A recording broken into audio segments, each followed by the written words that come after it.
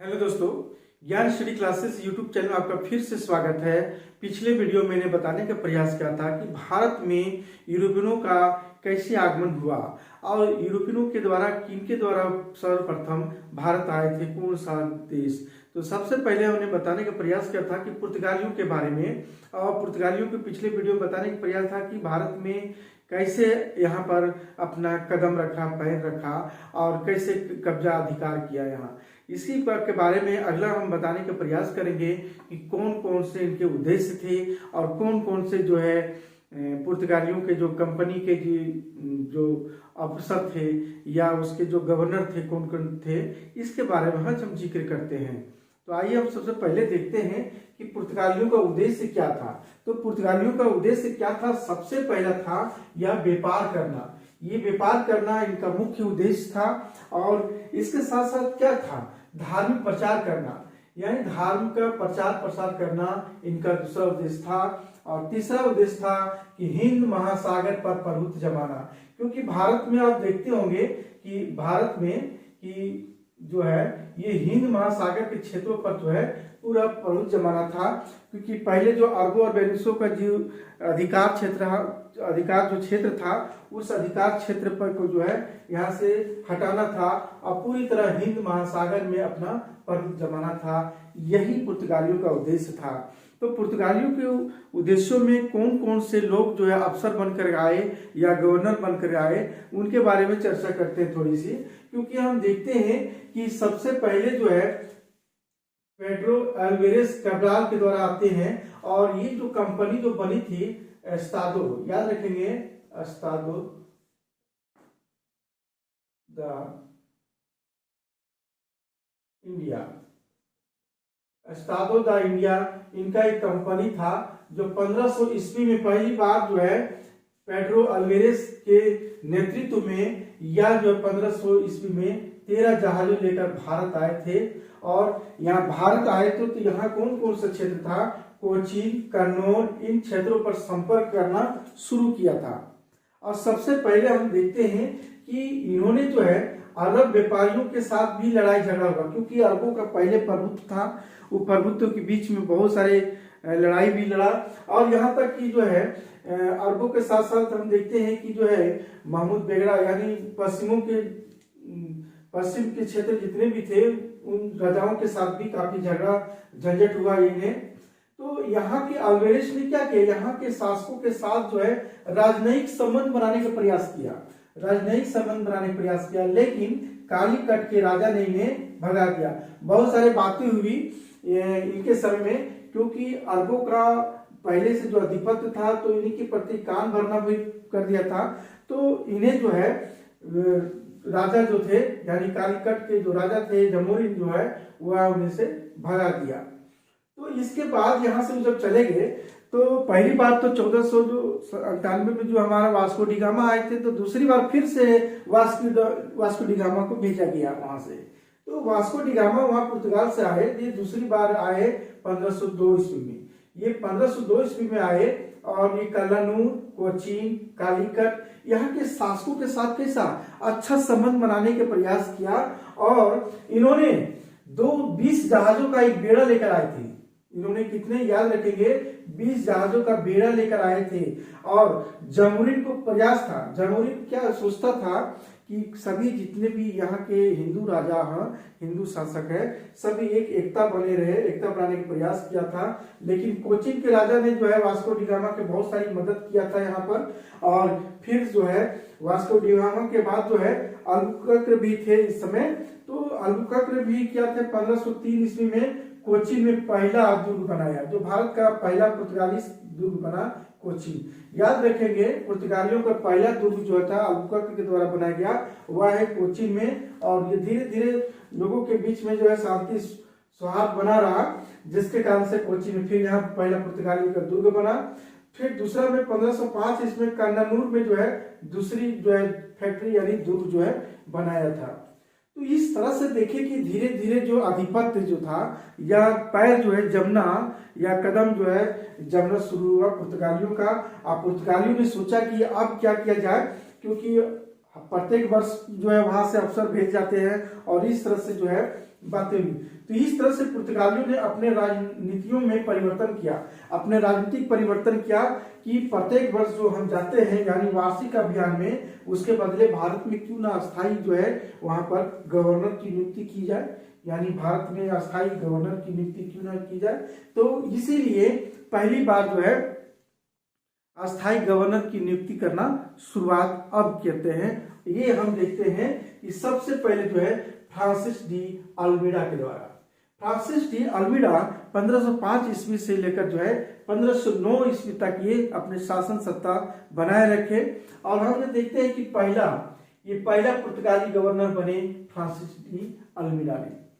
भारत में ये पुर्तगाली साम्राज्य की नींव डाला और इन्होंने जिस तरह से हिंद महासागर में अपना कब्जा करना शुरू किया, एक ब्लू वाटर पॉलिसी यानी नीले जल की नीति यानी शांत जल की नीति का जो है इन्होंने लागू किया।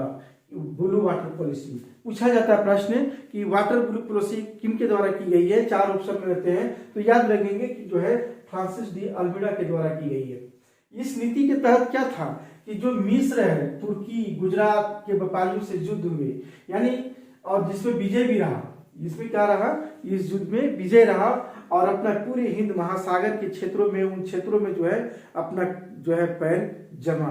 तो इनके पास शक्तिशाली नौसेना भी थी, आधुनिक हथियार भी था, बारूद भी था। तो इस तरह से क्या किया कि पुर्तगालियों ने हिंद महासागर पर हस्तक्षेप करके पूरी तरह से अपने अधिकार में कर लिया। इस तरह से ये जो हिंद महासागर को पुर्तगाली सागर के नाम से भी जाने लगा उस समय। याद रखें, कभी कभी प्रश्न पूछे जाते हैं कि पुर्तगाली सागर इनमें से किस महासागर को कहा जाता है, तो हिंद महासागर को ही जो है पुर्तगाली सागर के नाम से भी जाना जाता है। हम ये देखते हैं इसके बाद जो है फ्रांसिस डी अल्मीडा के बाद आते हैं फ्रांसीसी डी अल्बुकर्क है ना। फ्रांसिस डी अल्बुकर्क के द्वारा 1509 ईस्वी से लेकर 1515 ईस्वी तक ये रहते हैं। अल्बुकर्क ने जो है द्वितीय पुर्तगाली गवर्नर बन के आए भारत और पुर्तगाली सत्ता का एक वास्तविक संस्थापक ही था। पूछा जाए कि पुर्तगालियों का जो यहाँ आगमन हुआ तो सबसे पहले नींव तो डाला तो हमारा फ्रांसिस डी अल्मीडा के द्वारा पहला गवर्नर बन के आए, ये नींव डाले थे पुर्तगाली साम्राज्य का, लेकिन वास्तविक जो संस्थापक जो था वह था जो है अल्बुकर्क के द्वारा था। याद रखेंगे। तो पहले जो है 1515 ईस्वी के पहले जितने भी थे गवर्नर जो थे, यानी इनके पहले जो दोनों थे वो कोचीन में रहते थे, लेकिन अब 1515 ईस्वी के बाद लोग जो है गोवा में रहने लगे। याद रखेंगे। तो इस तरह से हम देखते हैं कि ये सबसे पहले इन्होंने काम क्या किया। इन्होंने बीजापुर के जो शासक है यूसुफ आदिल शाह से 1510 ईस्वी में यहाँ से गोवा छीना। सबसे पहले क्या है, गोवा छीना। वहां से एक राजनीतिक हस्तक्षेप कर बीजापुर के जो क्षेत्र था रजौली और दाभोल, इन सब बंदरगाह पर जो है कब्जा करना शुरू किया अल्बुकर्क ने। इसी तरह 1511 ईस्वी में मलक्का पर भी अधिकार किया और 1515 ईस्वी में फारस की खाड़ी के हार्मुज तट, हार्मुज जो द्वीप है, उस द्वीप पर भी कब्जा कर दिया। और है अदन पर भी कब्जा करने का पूरा नियंत्रण करने के प्रयास किया, लेकिन वह असफल रहा। उस जगह असफल रहा। पुर्तगालियों को जो है इन्होंने पुर्तगालियों को कहा कि भारत में बसने के लिए और यहाँ के महिलाओं से वैवाहिक संबंध बनाने के लिए प्रोत्साहित किया। क्यों? क्योंकि यहाँ पर पुर्तगालियों की जनसंख्या बढ़ाने के लिए भारत में, और इस तरह संख्या में वृद्धि करने और उसकी अस्थायी बस्तियां जो है बनाने के उद्देश्य से पुर्तगाली पुरुषों को जो है यानी भारतीय स्त्रियों से विवाह करने के लिए काफी प्रोत्साहित किया। यहाँ जो है अल्बुकर्क ने विजयनगर के शासक कृष्णदेव राय जो थे उनसे बहुत ही मैत्रीपूर्ण संबंध भी स्थापित किया था इन्होंने। एक बार तो अल्बुकर्क ने जो है फादर लुई को जो है विजयनगर दरबार भी भेजा, जिसका उद्देश्य था कन्नूर और भटकल के बीच में जो फैक्ट्री यानी जो है कोठी है उसको जमीन प्राप्त करना उसके लिए। तो इस तरह से जो है अल्बुकर्क अपने समय में कार्य किए। और विधवाओं को भी जो कहा इन्होंने, जो पुर्तगाली शासक जो अल्बुकर्क ने यहाँ के विधवाओं को भी कहा कि पुर्तगालियों से कि विवाह करने के लिए काफी प्रोत्साहित किया, उकसाया भी। और एक बात और थी कि हिंदुओं को में प्रचलित जो सती प्रथा थी, उस सती प्रथा के विरुद्ध बहुत कदम उठाया था अल्बुकर्क ने, जिससे यहाँ के जितने भी जो परंपरागत जो रहने वाले जो थे हिंदू लोग थे काफी नाराज हुए, क्योंकि उनका सामाजिक जो है उसका हस्तक्षेप करना शुरू किया। तो एक भी बहुत बड़ा एक रीजन कारण है कि पुर्तगालियों का पतन में, कि हिंदू शासकों के हिंदुओं के जो है संस्कृति पर जो है आघात किया था। तो इस तरह से देखते हैं हिंदू लोग जो है नाराज भी हो गए। तो अगला फिर हम देखते हैं कि अल्बुकर्क के बाद जो है मैंने रूप से निनो द कुन्हा के बारे में देखते हैं। अगला आप इसको नोट करते जाएंगे और बहुत ही अच्छा सुंदर नोट्स बनेंगे। देखते हैं कि अल्बुकर्क के बाद जो है निनो द जो कुन्हा है, इनके द्वारा जो है ये इसके बाद आए, यानी 1500 जो है 29 से लेकर 38 ईस्वी तक लगभग रहे हैं। ये 1530 ईस्वी में गोवा को जो है इन्होंने मुख्यालय बनाया। और हम देखते हैं कि इन्होंने जो है सेंट थोमे यानी मद्रास, हुगली जो बंगाल, दीव जो काठियावाड़, ये यहाँ इन क्षेत्रों पर जो है पुर्तगीज बस्तियों की जो है स्थापना की। इन्होंने यहाँ तक कि जो है अफ्रीकी समुद्री तट जो मोम्बासा पर अधिकार कर लिया था। और इसके समय में गुजरात का जो शासक जो था बहादुर शाह था। बहादुर शाह ने तुर्कों के साथ जो है संपर्क स्थापित किया था।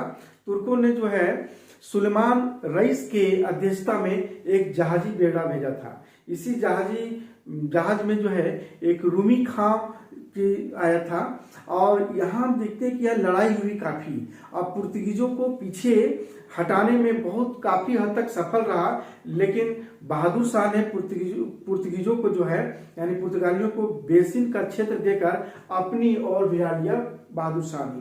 तो इसी प्रकार वहां हुमायूं आया था। तो हुमायूं उसी समय लगभग जो है चला गया था। तो बहादुर शाह ने जो है पुनः जो तुर्कों से संपर्क स्थापित किया था और पुनः तुर्की सुलेमान पाशा के नेतृत्व में एक जहाजी बेड़ा फिर से भेजा गया। और बहादुर शाह जो पुनः से मिलने गया, उसी में हाथापाई हुआ और जहाज से गिरकर उनकी मृत्यु हो गया निनो द कुन्हा का।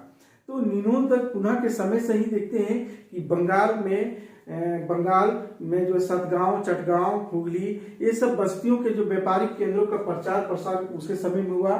चटगांव उस समय का बहुत ही महान बंदरगाह कहा जाता था। तो इस तरह से 1535 में बहादुर शाह के मुगलों की अपनी रक्षा के बदले इन्होंने दीव को जो पुर्तगालियों को दे दिया। 1559 ईस्वी में पुर्तगालियों ने दमन पर भी अधिकार कर लिया था। इसके बाद एक आता है अल्फांसो डिसूजा आते हैं। अल्फांसो डिसूजा जो है वो भी उसके समय में एक ईसाइयों के धर्मगुरु उनके साथ रहते हैं, सेंट जेवियर है। तो अल्फांसो डिसूजा जो है कोचीन, कन्नौज, गोवा, दमन, दीव, हुगली, सेंट थोमे का जो क्षेत्र है पूरा, मद्रास, हारमुज जो क्षेत्र है, मलक्का, सालसेट जो बम्बई का क्षेत्र है, इन क्षेत्रों पर पूरी तरह से जो है अधिकार होती है। और इस समय व्यापार भी बहुत ही अच्छी चरम अवस्था पर थी, इस समय बहुत ही आगे थी। इन्होंने परमिट प्रणाली जो प्रारंभ किया था। परमिट प्रणाली एक प्रकार का कार्टेज कहा भी जाता है। और इसके अंतर्गत क्या था, बिना अनुमति की आप यात्रा नहीं कर सकते हैं। तो यानी या तो आपको लूट लिया जाएगा या भी कुछ भी हो सकता है।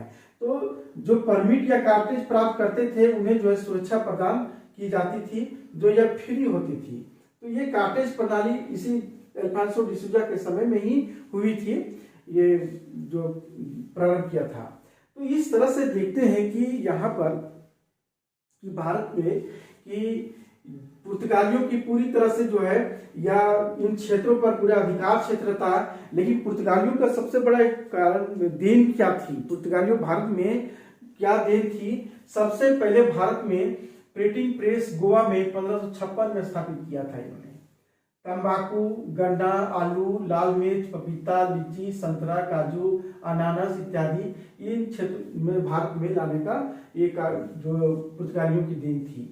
एक और था गॉथिक शैली, यानी भवन निर्माण शैली है, उन्होंने लागू किया था गॉथिक शैली। पूछे जाते प्रश्न गॉथिक शैली में से किनकी देन है, तो ये पुर्तगालियों की देन है। समुद्री तटों पर भारतीय शासकों की कमजोरी को उजागर करना इनका भी एक उद्देश्य बन गया था, जिसके कारण से इनका भी पतन होना एक बहुत बड़ा देन बाद में हुई। विजयनगर में जो है पुर्तगालियों की विजयनगर साम्राज्य में कृष्णदेव राय के समय में ही जो है पुर्तगालियों के जितने भी इंजीनियर थे सभी वहां पर बांध बनवाए थे, यानी पुर्तगाली इंजीनियरों के द्वारा बांध बनवाया गया था।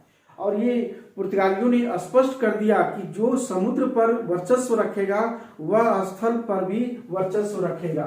मैं इस तरह से जो है कर दिया, क्योंकि इन्होंने जो है पूरी समुद्री क्षेत्रों को जितने भी वर्चस्व रखा था और स्थल पर भी अपना अधिकार पूरा रखना प्रारंभ कर दिया था। बंदूक तोप का भी प्रयोग इन्हीं के द्वारा किया गया था। तो ये पुर्तगालियों की देन है भारत के लिए, भारत में। लेकिन असफलता का क्या क्या कारण बना, बहुत ही इंपॉर्टेंट क्वेश्चन है कि असफल क्यों हुआ। क्योंकि 1580 ईस्वी में स्पेन के जो राजा फिलिप द्वितीय के द्वारा जो है पुर्तगाल को जीत लिया था, जिससे यहाँ के भारत में जितने भी केंद्र सब धीरे धीरे जो है कमजोर होना शुरू हुआ। पुर्तगाली कमजोर हो गए तो भारत में पुर्तगालियों का केंद्र निकलना भी धीरे धीरे शुरू हो गया। इसी तरह देखते हैं चार्ल्स द्वितीय से, यानी इंग्लैंड के जो राजा थे चार्ल्स द्वितीय, राजकुमारी जो कैथरीन से जो विवाह हुआ तो इसके दहेज के रूप में बॉम्बे को जो है दहेज के रूप में बॉम्बे को दे दिया गया। यानी बॉम्बे जो है बहुत बड़ा क्षेत्र था और ये बहुत ही इंपॉर्टेंट था, तो ये बॉम्बे का क्षेत्र देख करके भी बहुत बड़ा भारी भूल हुई थी पुर्तगालियों के लिए। पुर्तगाली अफसरों में कूटनीति की कमी थी, जिसके कारण से पतन का कारण बना, ये भी थी। और पुर्तगालियों के जो भारतीयों के जो धार्मिक और सामाजिक में हस्तक्षेप करना प्रारंभ कर दिया था, जैसे सती प्रथा पर जो है इन्होंने हस्तक्षेप करना प्रारंभ कर दिया था उसके विरुद्ध, तो जिससे भारतीय लोग भी जितने भी नाराज होना शुरू हो गया और धीरे धीरे जो है यह पतन का भी कारण बना। इसी तरह जो है 1641 ईस्वी मलक्का पर भी डचों का अधिकार, इसी समय इसके बाद जो है डचों का इसी समय आना प्रारंभ हो गया। डचों ने भी जो है मलक्का पर भी अधिकार कर लिया। इसके बाद 1658 ईस्वी में श्रीलंका पर भी डचों का अधिकार हो गया। इसी तरह धीरे धीरे सभी क्षेत्र जाना शुरू हो गया। और इसके बाद देखते हैं कि 1663 ईस्वी में मालाबार दूर के जितने भी क्षेत्र हैं सभी जो है डचों के अधिकार में जाना शुरुआत हो गई। तो इस तरह से देखते हैं कि भारत में जो है पुर्तगालियों का जो पतन होना स्वाभाविक हो गया और धीरे धीरे पतन हुई। और इस प्रकार देखते हैं कि भारत के जितने भी क्षेत्र ये हमारे पुर्तगालियों ने जीते थे सभी धीरे धीरे उनके हाथ से निकलना शुरू हो गया। लेकिन एक जो है गोवा, दमन और दीव मात्र इसके अधिकार में रहे और इसके बाद भारत में समुद्री प्रभाव भी जो है इनका पूरी तरह से समाप्त हो गया। अगले हम क्लास में बताने का प्रयास करेंगे डचों के बारे में। इनके बाद डच है तो डचों के बारे में बताने का प्रयास करेंगे पूरी तरह से। आज क्लास यही समाप्त करते हैं।